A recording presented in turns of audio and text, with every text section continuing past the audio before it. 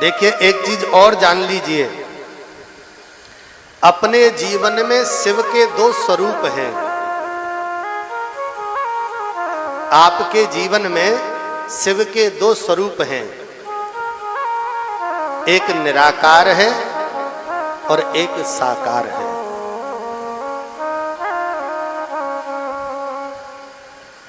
आप जब मुक्तेश्वर मंदिर में गए हो कि नहीं गए? आप एक काम किया करो, जब भी कथा श्रवण करने आया करो तो एक बेलपत्र जरूर लेकर आया करो और सबसे पहले भोले बाबा को बेलपत्र अर्पण करो, वहां से आज्ञा लो, बोले आपकी कथा श्रवणार्थ जा रहे हैं, आशीर्वाद दो, और फिर यहाँ पधार कर सुंदर कथा श्रवण करो।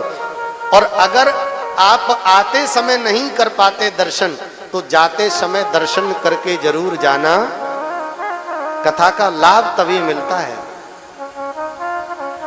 आप अंदर मंदिर में गए हो मुक्तेश्वर महादेव के, आप ही के बात कर रहा हूं, यहां शिव जी के कितने स्वरूप हैं अंदर? एक है कि दो है? दो है। एक शीशे के अंदर बैठे हैं और एक बाहर। सही कह रहा हूं कि गलत?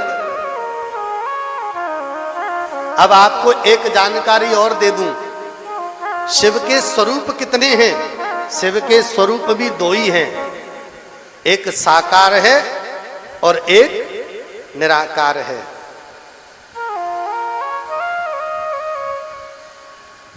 अब इसमें जो शिव जी के मंदिर में आपने शिव के दो रूप देखे हैं, इसमें साकार और निराकार कौन सा है मालूम है? जो शीशे के अंदर बैठे हैं वो साकार हैं। वो कैसे हैं? साकार हैं। और जो शिवलिंग में हैं वो निराकार है। तो अभी कथा साकार की नहीं हो रही,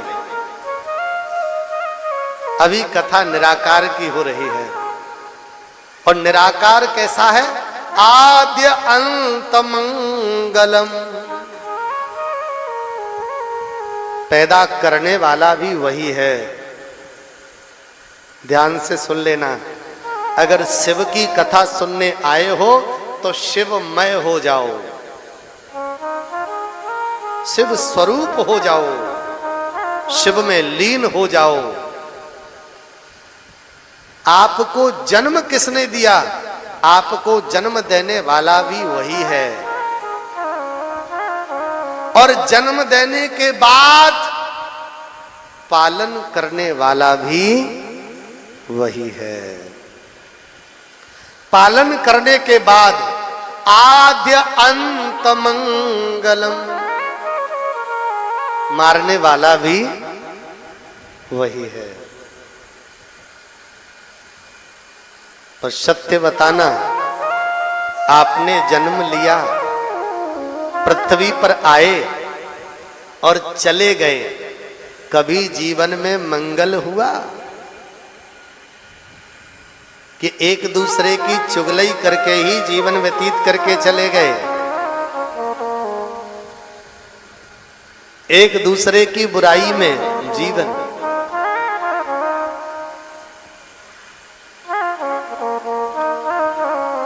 जन्म देने वाला भी वही है, पालन करने वाला भी वही है, और पालन करने के बाद में संहार करने वाला भी वही है।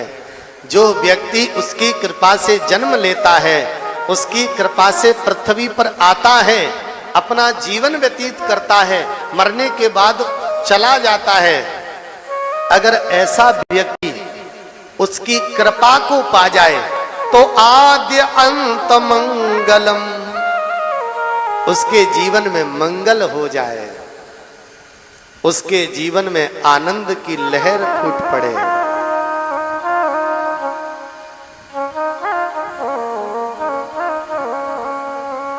सही बताना, झूठ मत बोलना।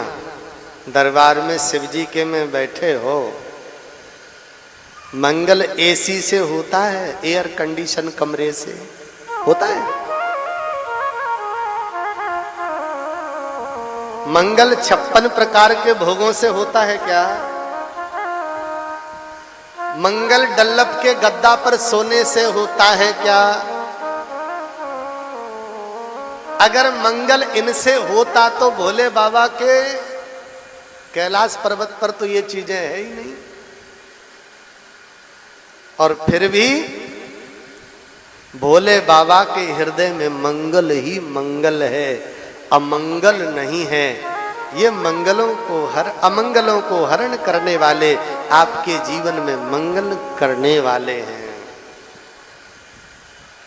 पावन श्रोता हो, मंगल स्वरूप हैं, जिनकी कृपा अगर हो जाए। देखिए भोले बाबा जैसा देवता आपको कभी नहीं मिलेगा। ईश्वर है साक्षात ये, और कितना बड़ा ईश्वर है कि राक्षस जो 24 घंटा मांस मदिरा खाते हैं, वो अगर तपस्या करने लग जाएं तो उनके ऊपर भी कृपा कर दे, और देवता तपस्या करने लग जाएं तो देवताओं के ऊपर भी कृपा कर दे। राक्षसों की सभा में विष्णु का सम्मान नहीं है, ब्रह्मा की वैल्यू नहीं है, पर शिव जी का राक्षसों की सभा में भी डंका बजता है। और यकीन ना आए तो रावण किसका भक्त था, बाणासुर किसका भक्त था। अरे राक्षसों के पास में बल भी आता है ना तो शिव जी की कृपा से आता है। इनके पास में दुष्भाव नहीं है। इनका तो जो भजन कर दे बस उसके ऊपर कृपा कर देते हैं। प्रेम से बोलो हर हर महादेव। पावन श्रोताओं, सूत जी महाराज प्रयागराज में सुंदर बैठकर कथा सौनकादिक ऋषियों को सुनाते हैं, और व्यास जी महाराज सरस्वती के नदी पर बैठकर सुंदर कथा की रचना कर रहे हैं। सौनकादिक ऋषियों ने सूत जी से कहा, प्रभु आगे कलयुग आने वाला है, और कलयुग बहुत बड़ा खतरनाक है। विप्रालोभ ग्रह ग्रस्त